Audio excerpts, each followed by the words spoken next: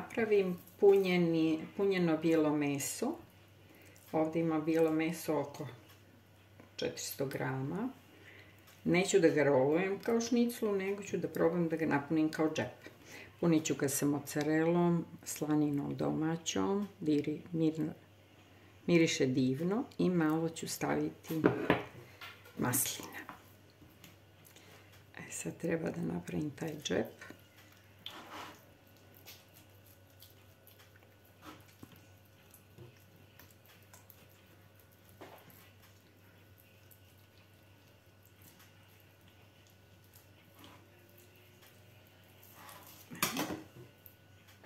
To je džepčić. Unutra ću da stavim samo, neću da stavljam sol, nego samo biber i stavit ću malo bosiljka. Ja sam sama sušila bosiljak.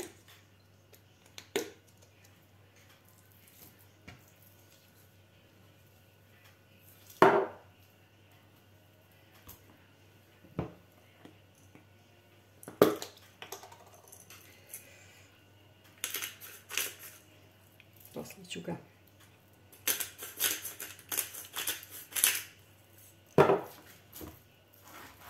istrljati unutra u džep.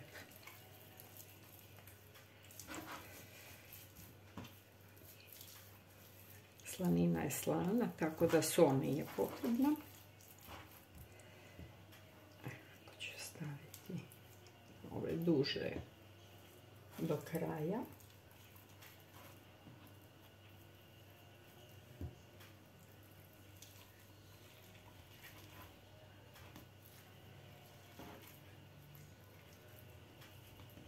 I ova mala tu u ovaj ćošak.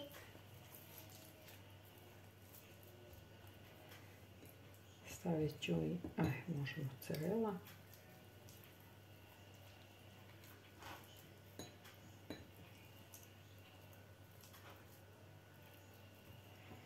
Moja je dosta light, to sam kupila u Lidlu.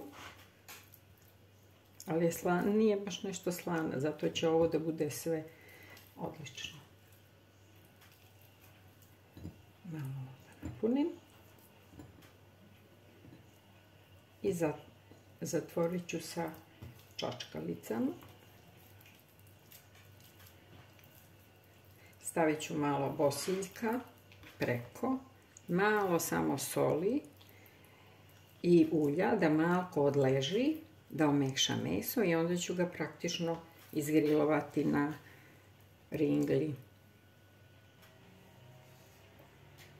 Zatvorila sam, trebali su mi 3 čačkalice, znači malo samo posoliti, malo bosiljka,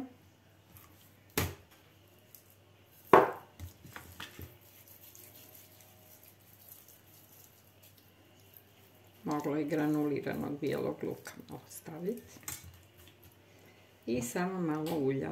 I onda kad odstoji to, u tigar vam ne treba ulje dodavati za prženje.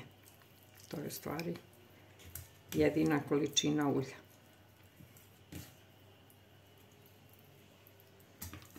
Nek odleži malo i onda ide grilovanje. Stavila sam isto malo granuliranog bijelog luka, a ovo ću posebno da izgrilujem ove fete luka crnog. Neću soliti, nego ću samo staviti pomalo ovog bijelog luka i poprskat ću sa maslinovim uljem i onda ću ga grilovati pored te piletine. Ono se karamelizuje i bude fantastičan ukus kao prilog. Mislim, ne mora ovoliko, može manje i više, kako ko voli. Ali eto, da probamo. Čačkalice ću da zabodem kroz luk, da mi se ne bi odvajale prilikom grilovanja. Ovako ćete imati kao male kriščice. Tako da je jednostavnije za rukovanje.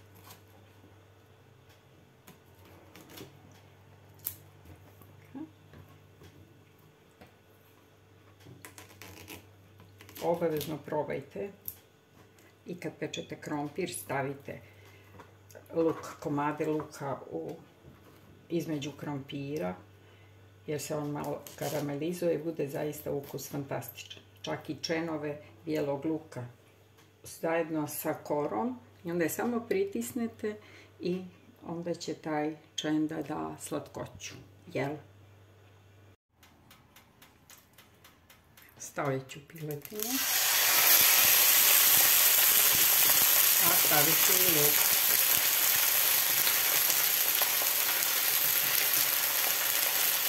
Luk čim se ispeče, ja ću ga skloniti. Nema potrebe da gori.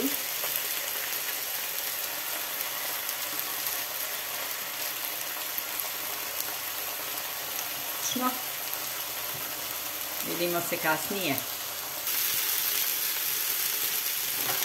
Evo, posle nekoliko minuta okrenut ću piletinu. Da vidim luk. Super. A i piletina će dobiti malo ukusa od pečenog luka. On treba samo malo da omekša i dobije taj finu karamel ukus.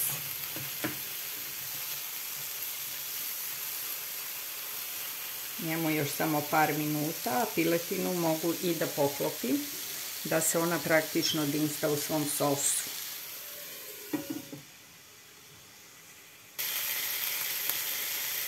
Piletinu sam okrenula bočno da mi se sve strane zapeku, a luk ću da sklonim.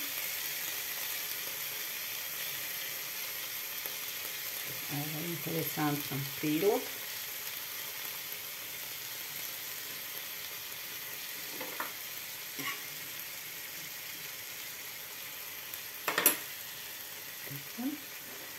Poklopit ću do serviranja. Taman će i da omekša. Neka još malo sa ove strane. Ovo je mali jedan komadić, onaj što ostane od ćoška.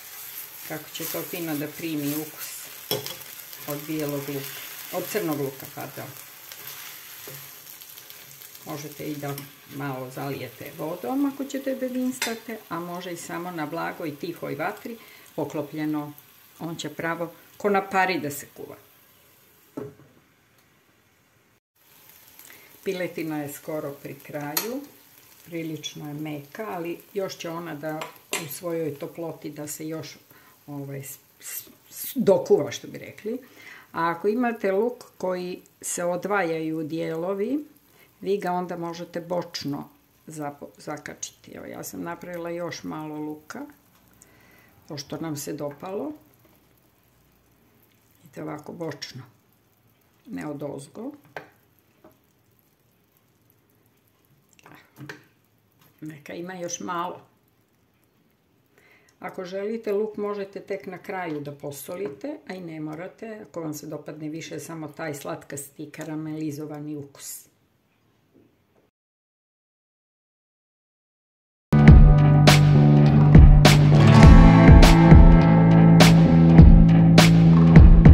Kuvala sam pileću supu, ali nisam stavila uložak od pašte, zato što su kućani izrazili želju da im je pašta dosadila, tjestenina, pa sam zato skuvala rižu, samo na malo osoljenoj vodi. Ako stavite rižu u supu, ona će popiti dosta supe i raskiselit će se mnogo, pogotovo ako vam supa stoji za naredni dan, ali zato možete da dodajete koliko vam treba.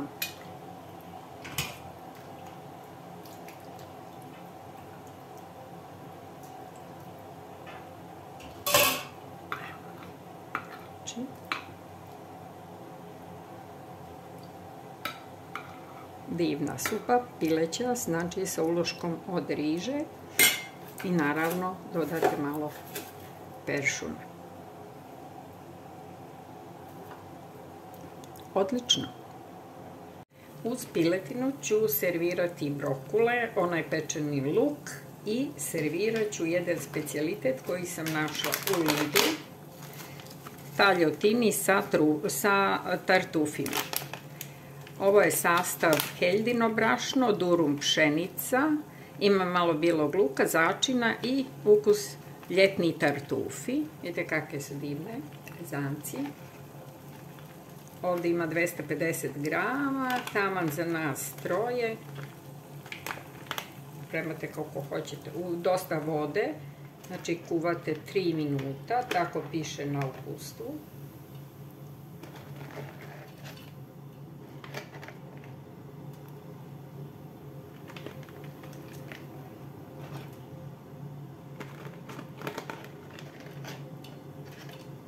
Možda mi ne treba sve, zato što imam i drugi prilog.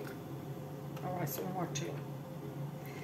Ako pravite znači samo tjesteninu, onda je to u redu, ali ako pravite kao prilog uz nešto,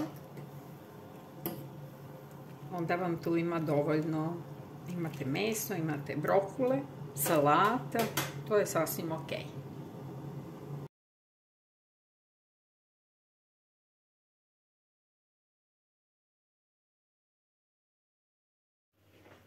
Stavila sam piletinu, brokule i sad još tjesteninu koja još se puši, vruća, ona se zadnja i stavlja.